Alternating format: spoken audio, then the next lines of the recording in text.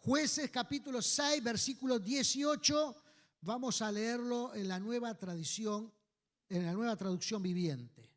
Amén. Dice así: no te vayas hasta que te traiga mi ofrenda, le dice Gedeón al ángel con el que se había encontrado. Él respondió: aquí me quedaré hasta que regreses. Entonces Gedeón fue deprisa a su casa, asó un cabrito y horneó pan sin levadura con una medida de harina. Luego llevó la carne en una canasta y el caldo en una olla. Puso todo delante del ángel, quien estaba bajo el gran árbol. Así que el ángel de Dios le dijo: pon la carne y el pan sin levadura sobre esta piedra y derrama el caldo sobre ella. Y Gedeón hizo lo que se le indicó. Entonces el ángel del Señor tocó la carne y el pan con la punta de la vara que tenía en la mano, y la piedra salió fuego que consumió todo lo que Gedeón había llevado, y el ángel del Señor desapareció. Cuando Gedeón se dio cuenta de que era el ángel del Señor, clamó: oh Señor soberano, estoy condenado. He visto cara a cara el ángel del Señor. No te preocupes, le contestó el Señor. No tengas miedo, no morirás. Entonces Gedeón construyó un altar al Señor en ese lugar y llamó Yahvé Shalom, que significa el Señor es paz. Ese altar sigue en Ofra, en la tierra de Clan de Abiezer, hasta el día de hoy. Esa noche el Señor le dijo a Gedeón: toma el segundo toro del rebaño de tu padre, el que tiene 7 años, derriba el altar que tu padre levantó a Baal y corta el poste dedicado a la diosa de Acera que está junto al altar. Después construye un altar al Señor tu Dios en el santuario de esta misma cima, colocando cada piedra con cuidado. Sacrifica el toro como ofrenda quemada sobre el altar y usa como leña el poste dedicado a la diosa Acera que cortaste. Entonces Gedeón llevó a 10 de sus criados e hizo lo que el Señor le había ordenado, pero lo hizo de noche porque les tenía miedo a los demás miembros de la casa de su padre y a la gente de la ciudad. Temprano, a la mañana siguiente, mientras los habitantes de la ciudad se despertaban, alguien descubrió que el altar de Baal estaba derribado y que habían cortado el poste dedicado a la diosa Acera que estaba al lado. En su lugar se había construido un nuevo altar y sobre ese altar estaban los restos del toro que se había sacrificado. Los habitantes preguntaron unos a otros: ¿quién hizo esto? Y después de preguntar por todas partes y hacer una búsqueda cuidadosa, se enteraron de que había sido Gedeón, el hijo de Joás. Saca a tu hijo, le exigieron a Joás los hombres de la ciudad. Tendrá que morir por haber destruido el altar de Baal y haber cortado el poste dedicado a la diosa Acera. Sin embargo, Joás gritó a la turba que lo enfrentaba: ¿por qué defienden a Baal? ¿Acaso abogarán por él? Todo el que defienda su causa será ejecutado antes del amanecer. Si de verdad Baal es un dios, que se defienda a sí mismo y destruya al que derribó su altar. A partir de entonces a Gedeón lo llamaron Jerobal, que significa que Baal se defienda a sí mismo, porque él destruyó el altar de Baal. Oramos. Señor amado, gracias te damos, Padre Celestial, en el nombre de Jesús. Rogamos en el nombre de Cristo que tú manifiestes tu gracia, tu poder, tu bendición, Padre amado, en esta hora. Señor, glorifícate, Padre amado, en el nombre de Jesús sobre tu pueblo, Señor eterno, aleluya. Alimenta, Dios mío, nuestra alma con tu palabra, Señor amado, en el nombre de Jesús. Haz crecer la fe que tú has puesto en nuestros corazones, Señor amado, a la luz de tu santa y divina palabra, Señor eterno, en el nombre de Jesús. Te lo imploramos y rogamos en el nombre de Jesús, que nos llenes con tu gracia, con tu poder y con tu bendición, Cristo de los cielos. Amén y amén. Gloria al Señor. Aleluya. Gloria a Jesús. Gedeón, hermanos, está conociendo al Señor. ¿Cuántos de aquí conocen al Señor íntimamente? A ver. ¿Y con el resto qué pasó? Hay que poner mano a la obra y esa cuestión, Tenemos que conocer íntimamente al Señor. Tenemos que tener esa relación estrecha con el Señor. Como decía la alabanza, tenemos que buscar más profundo en Él. Tenemos que hacernos amigos íntimos del Señor. Amén. Ese es el proceso que está viviendo Gedeón. Pero en ese proceso Dios le dice algo muy interesante a Gedeón. Versículo 14, quiero leer un poquito más adelante, porque le dice algo bien interesante. Le dice, ve tú con la fuerza que tienes y rescata a Israel de los madianitas. Ve con estas tus fuerzas. ¿Se acuerdan que hablamos un poquito rápidamente para recopilar el domingo pasado, donde Gedeón decía que él era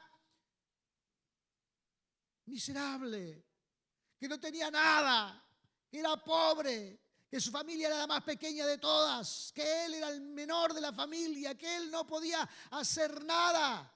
Entonces Dios, después de escuchar todas esas excusas de parte de Gedeón, le dice, ve con estas tus fuerzas. Y uno pensaría, ¿cuáles fuerzas? ¿Cuáles fuerzas? Gedeón no tenía fuerzas.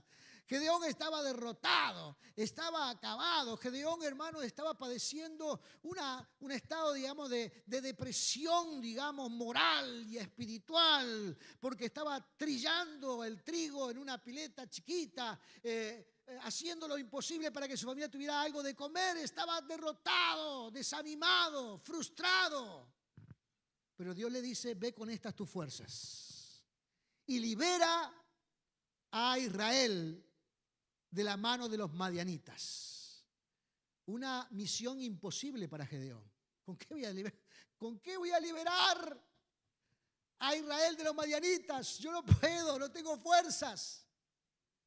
¿Cómo lo voy a hacer? Para Gedeón, hermanos, era una misión imposible. Una misión imposible. Es interesante, hermanos, porque la Biblia describe que ese es un momento óptimo en la vida de cualquier cristiano para Dios hacer grandes conquistas a través de nosotros.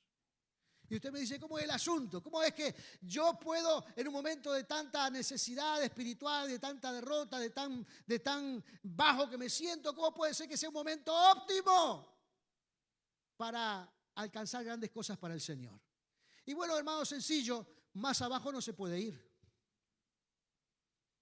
Ya está derrotado, ya está en el piso, está liquidado. Ya ¿dónde más hay que ir?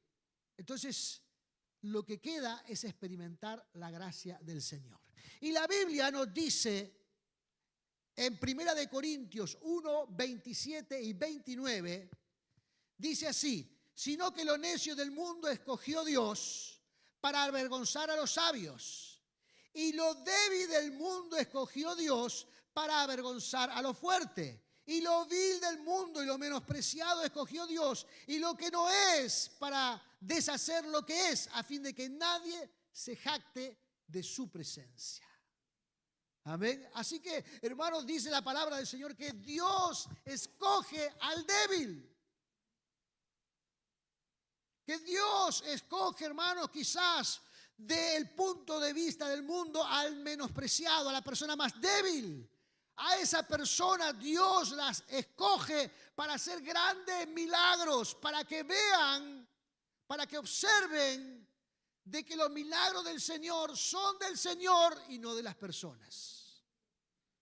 Los milagros no son nuestros. Los milagros son, hermanos, del Señor que obra a través de nuestra vida. Amén. Por eso, hermanos, Dios ha llamado a través de la historia a veces a personas que sentían o que estaban, hermanos, totalmente derrotados, y ha construido grandes cosas para el reino de los cielos. Y yo, hermanos, estoy seguro que el Señor, hermanos, tiene puestos los ojos sobre muchos aquí. Tiene puesto a esa mirada que Dios sabe hacer con aquellos hermanos que a veces nos creemos que somos débiles, que no podemos lograr nada. ¿Qué es lo que voy a hacer? No tengo fuerza. No. Dios tiene puesta la mirada allí. Amén. Porque en 2 Corintios, capítulo 12, versículo 9 dice, cada vez Él me dijo, mi gracia es todo lo que necesitas.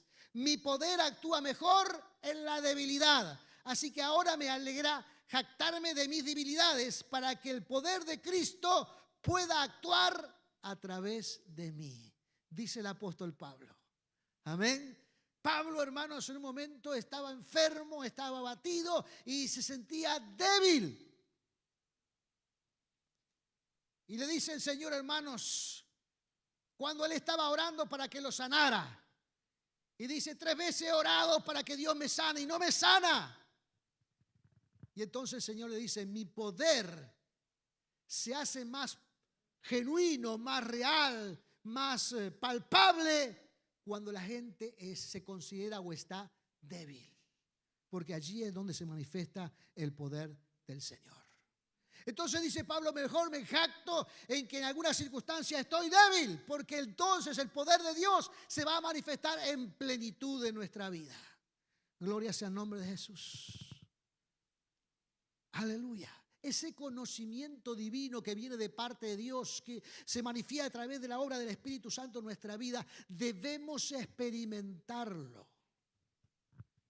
Y Gedeón, hermanos, estaba experimentando esa relación con el Señor. Cuando el Señor lo ve haciendo lo que estaba haciendo, trillando el trigo, se sienta debajo del árbol, lo observa, le dice: hombre valiente. Y ahora, después de tener esta conversación con él, él dice: quiero hacer una ofrenda. Quiero darte una ofrenda, le dice el Señor. Él le dice, Gedeón: no te vayas hasta que te traiga mi ofrenda. Gedeón estaba reconociendo que allí había alguien divino, alguien que provenía de Dios, alguien que era del cielo. Y entonces Gedeón, según la costumbre, quería darle una ofrenda. La ofrenda de Gedeón consistió, hermanos, en un manjar para aquellos tiempos. Porque debemos recordar, hermanos, que estamos hablando en tiempo de escasez. Tenemos que recordar que estamos hablando en tiempo donde no había alimento. En tiempo donde la comida escaseaba. Pero sin en cambio vemos a Gedeón haciéndole un cabrito a las brasas. Amén. Un lindo asadito. Y también le hizo un caldo, un guiso ahí. No sé cómo sería esa cuestión. Le hizo lo mejor de lo mejor. Amén. Para esa familia la ofrenda era muy costosa, pero era para el Señor. Era de lo único que tenía, pero era para el Señor. Era de lo que ellos en ese momento lo tenían con mucho aprecio porque estaban viviendo un tiempo de escasez, pero lo que iba a ofrendar era para el Señor. Entonces llega Gedeón con la ofrenda y el ángel de Jehová, que se acuerda que dijimos que era una teofanía de Jesucristo, una aparición anticipada de la persona de Cristo, eso es una teofanía. El ángel de Jehová, hermanos, tiene relación con la persona de Cristo. Y dice allí, hermanos, que el ángel de Jehová recibe esa ofrenda, la hace poner encima de una roca y la enciende con el toque de una vara.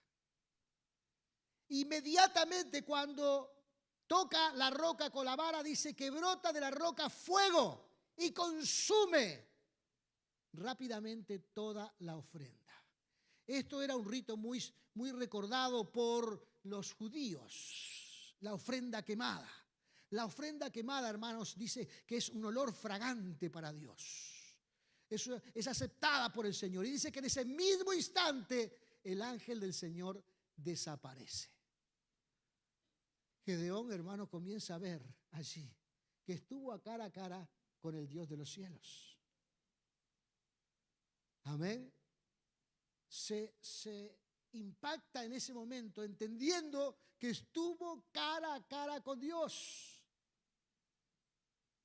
Muchos hermanos logran por ahí entender que cuando uno ve a Dios cara a cara está listo para... Incluso a veces en algunas amenazas, en algunas películas, dice: te voy a mandar a que te veas con el Creador. Eso es señal de que lo va a matar. Gedeón, hermano, se veía muerto. Dice: vi al Señor, entonces ahora me voy a morir. Me quedan pocos días. Pero el Señor le habla a Gedeón y le dice: no va a pasar nada. No va a pasar absolutamente nada. y tiene allí, hermanos, una experiencia notable con el Señor, personal.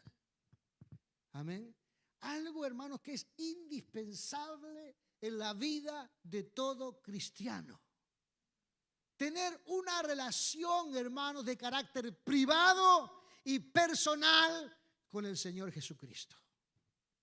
No podemos, hermanos, los cristianos, andar por esta vida diciendo lo que decía Job, que de oídas te había oído, mas no te conocía. Nos cuentan acerca de Dios, oímos acerca de Dios, creímos acerca de Dios. Y esa es una buena parte, pero luego, hermanos, tiene que venir lo siguiente, que es mantener, hermanos, una relación personal con el Dios de los cielos. Tenemos que conocerle. Amén. Tenemos que conocerle en intimidad. Y hermano, la única forma de conocer al Señor es a través del clamor, de la búsqueda en oración, hermano, de esa relación personal en nuestro dormitorio, donde dice la Escritura que si oramos en lo secreto, Dios nos va a recompensar en lo público, porque habla de una unción que Dios deposita en nosotros cuando mantenemos una disciplina de intimidad con el Señor, y entonces Dios va a hacer resultados públicos de nuestra relación con Él. Todos nosotros, como hijos de Dios, debemos preocuparnos por mantener una relación íntima con el Dios de los cielos. Amén. Cuando Gedeón, dice el versículo 22, se dio cuenta de que era el ángel del Señor, clamó, porque pensaba que iba a morir.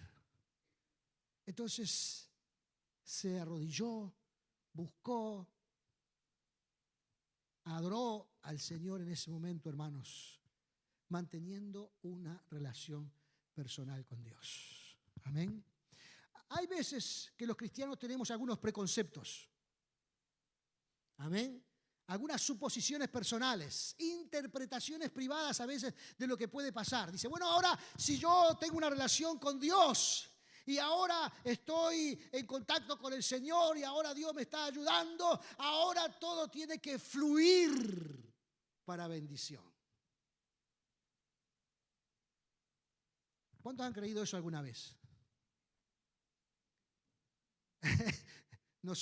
Yo era uno, hermano, que creía, dice, bueno, ahora que conozco al Señor, que Dios va a obrar en mi vida, que Dios me va a suplir todas mis necesidades, que Dios va a cuidar de mí, ahora las cosas tienen que fluir. Va a ser, hermanos, como andar en un paseo en el parque, acostado en una nube de algodón.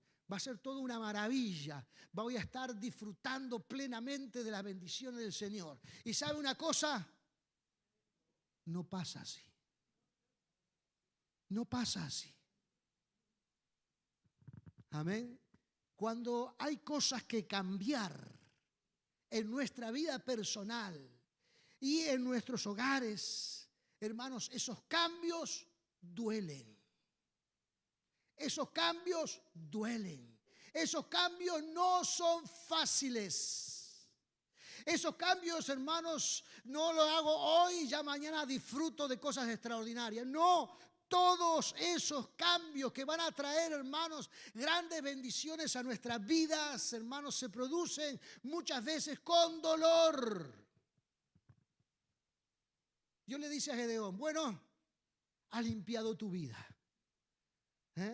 te has reconciliado conmigo, has pedido perdón, amén, te he bendecido. Ahora los cambios tienen que seguir en tu casa. Los cambios tienen que seguir en tu hogar. Los cambios tienen que seguir en tu familia, tienen que seguir en tu ciudad.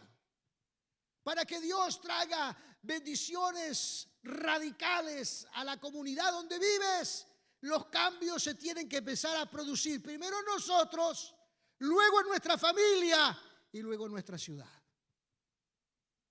Entonces, Dios le da los primeros pasos de estos cambios. Y le dice, versículo número 25. Esa noche el Señor le dijo a Gedeón, toma el segundo toro del rebaño de tu padre, el que tiene 7 años. El toro, hermano, de 7 años es el toro que está en producción. Amén. No soy un experto en el tema, pero es un toro adulto que está en plena producción. Ya, hermanos, había sacrificado el cabrito y ahora Dios dice, tienes que sacrificar el toro más importante que tiene tu familia. El toro, hermanos, era el mejor tractor que conocemos hoy día. Para labrar la tierra, para dar producción a las vacas, era lo mejor que tenía. Ahora ese toro tienes que sacrificarlo y dice, tienes que ir al monte de tu familia donde se reúnen para hacer esos ritos religiosos a otros dioses y derribarlos. Y con los ídolos que ellos tienen allí montados en ese lugar, vas a hacer un gran holocausto, es decir, vas a hacer un gran sacrificio, vas a quemar esa madera para quemar el toro en sacrificio a Dios, para arrepentimiento de todo el pueblo. Amén. Así que ahora el proceso era más demandante. El proceso era más demandante. Dios estaba demandando algunas otras cosas más. Y ahora ellos tenían que experimentar que en esa demanda había un sacrificio por hacer. Nadie dice amén, pero yo creo, hermanos, que a veces debemos hacer algunos sacrificios en nuestras vidas para honrar a nuestro Dios. No sacrificio, hermanos, para hacer cosas para este mundo, sino para honrar a nuestro Dios. Hay que hacer sacrificios. Sacrificio de tiempo, sacrificio de energía, sacrificios económicos, sacrificios, hermanos, de relaciones. Tenemos que hacer algunos sacrificios porque comenzamos una nueva relación con el Dios de los cielos. Y dice así la palabra, hermanos, que Gedeón obedeció lo que Dios le mandó. Y Gedeón dijo, bueno, ahora gloria al Señor. Ahora vendrán los milagros. Dios hará algo para sacar a los madianitas. Dios hará algo para hacer desaparecer todos los problemas. Amén. Dios hará algo para que todo ahora sea de mejor para bien o de bien para mejor. Y podamos disfrutar de esa bendición de la cual habla las Escrituras, de la cual me habló el ángel. Gedeón, con esta nueva acción, ahora instaló el problema que tenía afuera, lo instaló adentro. Lo instaló, hermanos, en su familia. Al otro día, dice, cuando esta gente se levantó y vio que el altar de sus deidades más importantes estaban destruidas y que en ese lugar había un sacrificio a otro Dios, esta gente, hermanos, entró en pánico. Los idólatras, los que no creían en el Señor, entraron en pánico y comenzaron, dice, hermanos, a buscar minuciosamente quién había cometido este sacrilegio. Dice el versículo número 29. Los habitantes se preguntaban unos a otros, ¿quién hizo esto? Y después de preguntar por todas partes y hacer una búsqueda cuidadosa. Amén. Así que ocuparon, hermanos, muchas energías en buscar a ver quién había hecho ese sacrilegio. Gedeón, hermanos, lo hizo en la noche. Lo hizo en lo oculto. Y dice la Escritura, hermanos, ¿por qué lo hizo de esta manera? Porque tenía miedo. Tenía miedo de su familia, tenía miedo de sus pares, tenía miedo de sus vecinos, tenía miedo de la ciudad. Y su miedo estaba bien fundado. Porque esta gente, hermanos, estaba viviendo una vida idolátrica muy profunda.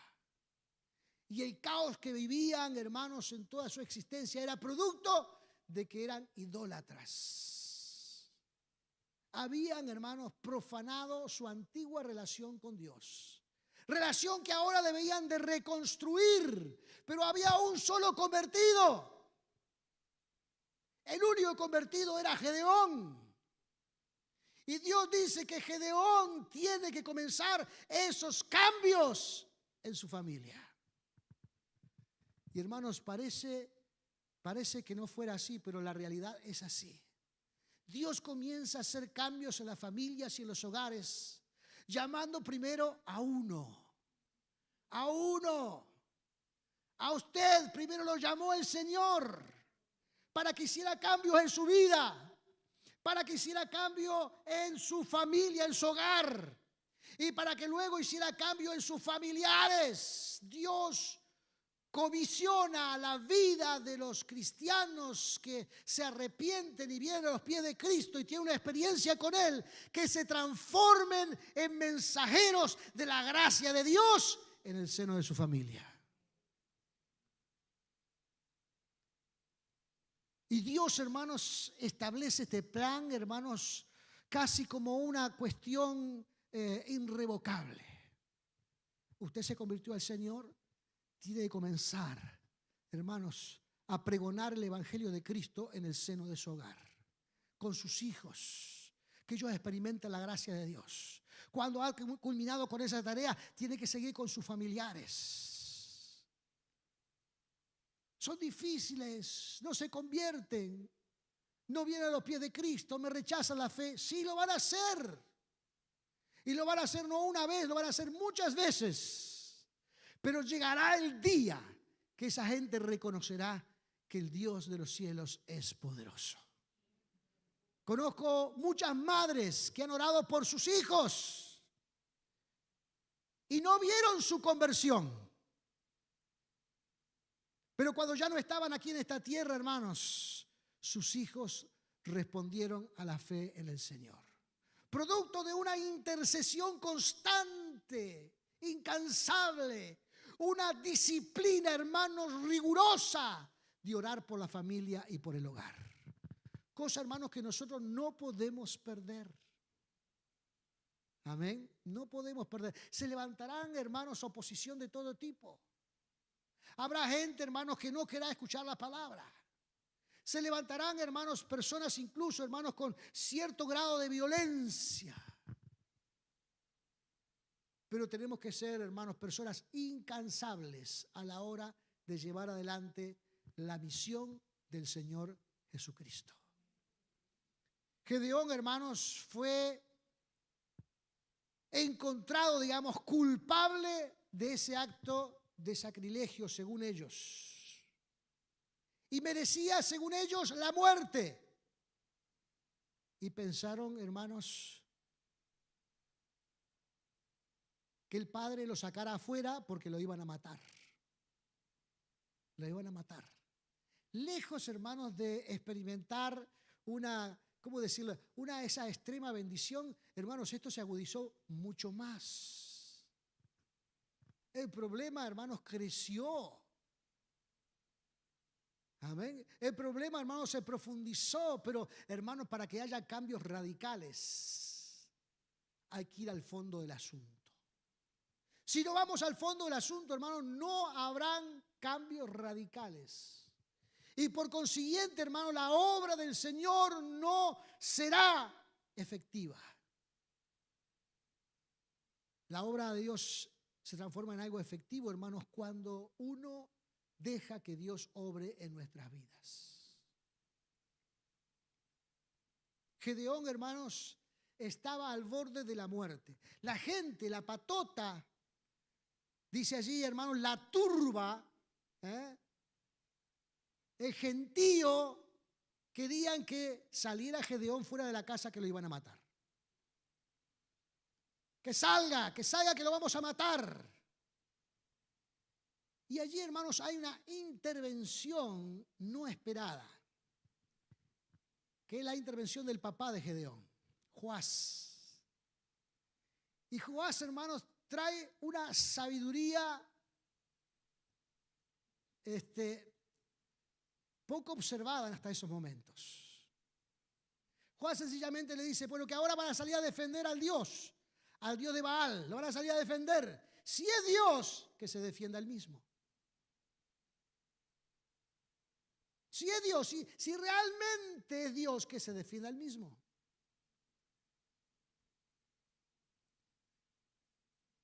Esta experiencia, hermanos, se repite aún hasta nuestros días. A veces tenemos dificultad para creer en que Dios nos ha elegido, que Dios está en nosotros y que y ninguna cosa nos puede hacer daño. Pero el diablo siempre está allí, hermanos, tratando de importunar y hacer cosas y de pavonearse para asustarnos. Pero efectivamente no podrá hacer daño. ¿Por qué? Porque Dios lo ha entregado bajo los pies de la iglesia. Dios lo ha entregado bajo los pies de la iglesia.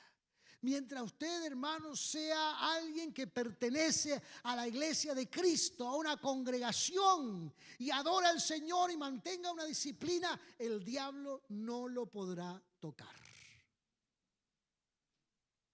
Y parece ser, hermanos, que el papá de Gedeón sabía algo del asunto. Y le dice, bueno, si Baal es Dios, que se defienda él mismo, sabiendo de que son ídolos a los cuales la gente se arrodilla enfrente de ellos, porque le produce cierto grado de placer. Aunque su condición sea cada día peor, el placer momentáneo les da cierta alegría momentánea y hay gente que se entrega a todo eso. Pero si usted quiere experimentar del gozo del Señor, tiene que tomar otra dirección. El gozo del Señor, hermanos, es algo que es perdurable. El gozo del Señor es algo que no se quita. El gozo del Señor, hermanos, es algo que se disfruta a pesar de las circunstancias de la vida. Mientras que esa alegría, hermanos, viene y se va, viene y se va. Viene y se va, porque viene por algunas cositas y después se va. Viene por algunas cositas y nos produce cierto placer, cierto gusto y después se va. Y ahí quedamos con el vacío otra vez. Distinto es, hermanos, el poder de Dios en nuestra vida. Él viene para quedarse. Él viene para hacer habitación en nosotros. Él viene para estar con nosotros en todo lugar. Amén. Y eso, hermanos, produce cierto grado de bendición. Cierto grado nos produce bendición en nuestras vidas. Así que ahora el problema estaba allí, pero Dios protege a Gedeón.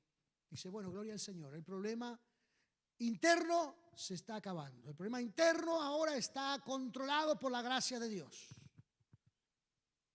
Y algunos pensarían, dice, bueno, ahora, ¿qué va a pasar? ¿Qué pasa con los enemigos? ¿Se van a quedar quietos? Los enemigos ahora Dios los va a retrasar. No, los enemigos siguen con su proceso. Y dice el versículo número 33. Poco tiempo después, los ejércitos de Madián y de Amalek y del pueblo del oriente formaron una alianza en contra de Israel. Cruzaron el Jordán y acamparon en el valle de Jezreel. Así que ahora se vienen, hermanos, con una fuerza redoblada a perseguir a Israel. Ahora no era solamente Madián y Amalek, ahora son Madián y Amalek y todos los pueblos del oriente vienen en contra de Israel. Dice, bueno, ahora sí. Si antes teníamos problemas, ahora vamos a tener, hasta aquí llegamos. Hasta aquí llegamos. Vamos a terminar. Y usted dice, pero ¿todo es negativo en la vida espiritual entonces? No, hermanos. Para nada estas cosas son negativas. Porque para el ser humano es una misión imposible. Pero para Dios, ¿sabe lo que es? Esto. El asunto, hermanos, es que si nosotros no conocemos a Dios, vamos a evaluar las situaciones según nuestra mirada, según nuestra visión de las cosas. Pero si vamos haciendo crecer nuestra relación con Dios y nuestra fe en el Señor, y si vamos a hacer creciendo, hermanos, la obra de Dios en nuestra vida, vamos a hacer crecer nuestra fe al punto que nuestra confianza sabrá que Dios está allí para acompañarnos en cualquier problema y en cualquier lucha. En ese instante, hermano, donde la cosa se puso peor, Gedeón tiene una experiencia mayor que la que había tenido hasta ese momento. Porque había estado con Cristo, todavía se sentía débil, todavía se sentía acabado, se lo manifestó al Señor. Le dijo, estoy acabado, estaba acabado, mi familia es la más pobre de todas. Yo soy el menor, ¿quién me va a seguir a mí? No me va a seguir nadie. ¿Qué personas me van a seguir? Ninguna persona me va a seguir. Pero el Señor le dijo, ve con esas tus fuerzas que vas a librar a Israel de los madianitas. Entonces todo este proceso de hacer crecer los problemas era para que Gedeón entendiera que depender del Señor es el asunto. Entonces dice allí la palabra del Señor, hermanos, versículo número 34. Entonces el Espíritu del Señor se apoderó de Gedeón. Déjeme decirlo de otra manera. Entonces el Espíritu Santo de Dios vino y tomó control de la vida de Gedeón, haciendo crecer su fe, haciendo crecer su autoridad, haciendo crecer su liderazgo, a pesar de las consideraciones que él tenía. El Espíritu del Señor vino, amén, para brindarle una autoridad que Gedeón no conocía. Porque déjeme decirle, hermanos, el Señor de los cielos capacita a los llamados. Amén. A veces en la iglesia, hermanos, y en las congregaciones estamos buscando gente capacitada para hacer esto, hacer lo otro, hacer aquello. Y a veces las personas vienen con el sentido humano porque tienen la capacidad y hacen las cosas, como yo lo digo a veces, de taquito, porque lo hacen, digamos, con cierta subestimación de lo que están haciendo porque lo saben hacer y qué sé yo y qué sé cuánto. Y entonces algunas veces pensamos, incluso los propios pastores pensamos que ellas son las personas idóneas para hacer tareas en la iglesia. Pero luego que uno va conociendo al Señor y va entendiendo al Señor, en realidad Dios capacita a los que aparentemente no saben nada para destacarse en la obra del Señor. Amén. Gedeón, hermanos, era el más insignificante de todos, aún en su propia opinión. Pero ahora dice aquí la Escritura que vino el Espíritu de Dios y se apoderó de él. Vino el Espíritu de Dios y se apoderó de él. Y de pronto, hermanos, Gedeón está sintiendo como una especie de valentía para convocar al pueblo a la guerra. Valentía que no tenía, ustedes recuerdan, ¿verdad? Estaba muerto de miedo. Comienza a sentir, hermanos, que ahora tiene una capacidad de liderazgo y comienza a convocar a las distintas familias para que vengan a ayudarlo, para guerrear en contra de los madianitas. ¿Y sabe lo que pasa, hermano, cuando uno está ungido con el Espíritu Santo? Cuando uno está ungido con el Señor, ¿sabe lo que pasa? ¿Sabe lo que pasa? Hermano, las cosas que esperamos se vuelven reales. Dice allí, hermano, la palabra del Señor, versículo número 34. Y Gedeón tocó el cuerno de carnero como un llamado a tomar las armas. Y los hombres del clan de Abiezer, o sea, de su familia, se le unieron. También envió mensajeros por todo Manasés, Aser, Zabulón, Neftali, para convocar a sus guerreros, y todos ellos respondieron. Gedeón decía, hermanos, hace un tiempito atrás: ¿quién me va a seguir a mí? Soy el más pequeño de todos. ¿Quién me va a seguir a mí? La diferencia, hermanos, es que cuando el Señor, a través del Espíritu Santo, tomó control de la vida de Gedeón, ahora su liderazgo se vuelve poderoso. Su autoridad se vuelve poderosa. Ahora, hermanos, su palabra es escuchada. Ahora, hermanos, el mensaje de Dios en sus labios tiene autoridad para el pueblo. Y la gente comienza a seguirles. Esto es lo que hace el Señor, hermanos. Esto es lo que hace el Señor. Esto es lo que Dios quiere hacer con nosotros. Amén. Porque cuando nos ponemos en labores aquí espirituales, a veces decimos no podemos hacer. Pero sabemos que hay algunas metas para alcanzar en el Evangelio. Tenemos que alcanzar a nuestra familia, tenemos que alcanzar a nuestro barrio, tenemos que salir a evangelizar, tenemos que salir a predicar la palabra, tenemos que ganar uno más para Cristo, tenemos que hacerlo en el nombre de Jesús, tenemos que hacerlo en el nombre de Jesús. Pero cuando llega el momento, hermanos, estamos desinflados. Porque nos quedamos en la meta. entre la meta a alcanzar y el propósito final, en el medio hay un espacio de tiempo y un espacio, hermanos, a ocupar que se llama disciplina en el Señor. Disciplina en el Señor. Para que salgamos de hablar de las metas y podamos alcanzar los propósitos divinos, tenemos que ejercitarnos en la disciplina del Señor. Y alguno de ustedes va a decir, oh, debe ser algo nuevo. El pastor va a decir algo nuevo aquí para que podamos ponerlo en práctica y para que podamos llevarlo adelante. Hermanos, no hay nada nuevo debajo del cielo, decía el sabio Salomón. La disciplina a ejercitar es, número 1, lectura de la palabra de Dios. Tiene que estudiar la Biblia. Tiene que estudiar la palabra de Dios. Porque cuando, hermanos, recibimos una palabra del Señor o viene alguien a decirnos alguna palabra del Señor, tenemos que saber que lo que nos están diciendo o lo que estoy sintiendo está en armonía con las Escrituras. Porque si no está en armonía con las Escrituras, hermanos, ese sentimiento, ese pensamiento, esa idea, tiene que desecharla porque no proviene de Dios. Porque Dios jamás va a contradecir lo que ya ha dicho. Entonces tiene que desecharlo.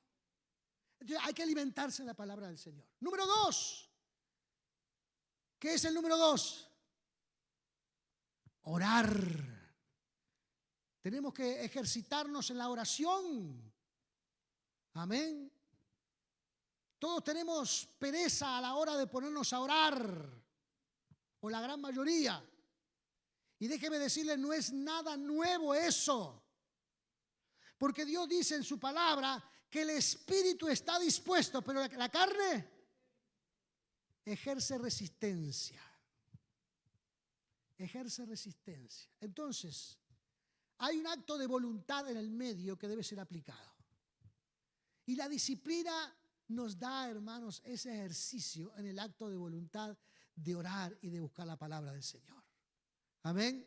Y vamos creciendo. Primero comience con 10 minutos, 15 minutos y luego va ampliando hasta que logra tener una disciplina en ese sentido. Y en tercer lugar, es concurrir a la iglesia, hermanos. Reunirse para adorar al Señor. Entregarle lo mejor de nuestra adoración al Dios de los cielos. Entregarle lo mejor de nuestro clamor al Dios de los cielos. Eso lo hacemos junto con los hermanos. Lo hacemos junto con la congregación. Amén. Pertenezco a este lugar. Soy parte de este lugar. Mis metas están en este lugar. Debo aplicar el lema que tenemos en este lugar para hacer crecer la obra del Señor. Eso necesita disciplina.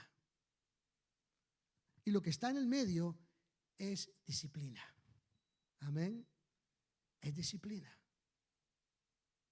Entonces, cuando nosotros estamos aplicando ese grado de disciplina en nuestra vida, hermanos, déjenme decirles, el Espíritu Santo toma control de nosotros. ¿Por qué? Porque le permitimos al Espíritu que ejerza ese control en nosotros. No es un pensamiento místico, sino que ahora es un acto de obediencia delante del Señor para que Dios ministre nuestras vidas. Amén. Así que el Señor, hermanos, nos va a hacer caminar bajo sus términos, no bajo nuestros términos. Cuando escuchamos a veces que Dios dice, no, yo tengo mi visión de Dios, ya le puedo decir libremente, hermanos, de que Dios no está con usted, porque no podemos tener una interpretación privada de la visión de Dios. La Biblia nos habla de lo que tenemos que hacer en ese caminar con Cristo. Él te va a guiar por ese plan que Dios te va a dar. Él te va a decir cómo ponerlo en marcha. Amén. Los resultados de ese plan puesto en marcha no son inmediatos. ¿Por qué? Porque los cambios tienen que ser profundos. Y ningún cambio, hermanos, con cierto grado de transformación se puede lograr rápidamente. ni en nuestra vida, ni en ningún lado. Si queremos transformación, hay que trabajar en ese proceso. Y Dios nos dice cómo guiarnos en ese proceso.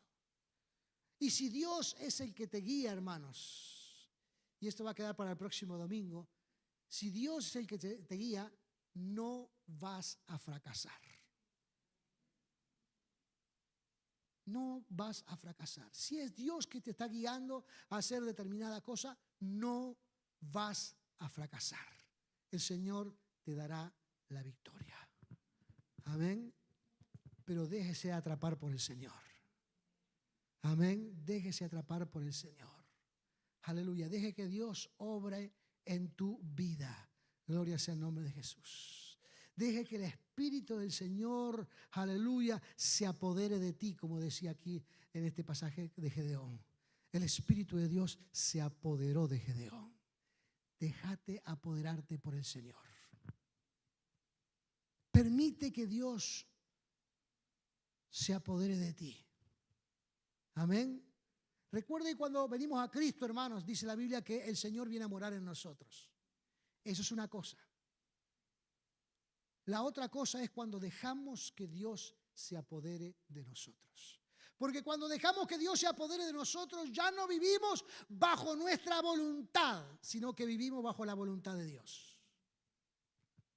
Y eso, hermanos, hay que experimentarlo, hay que vivirlo, hay que disfrutarlo en el nombre del Señor. Amén.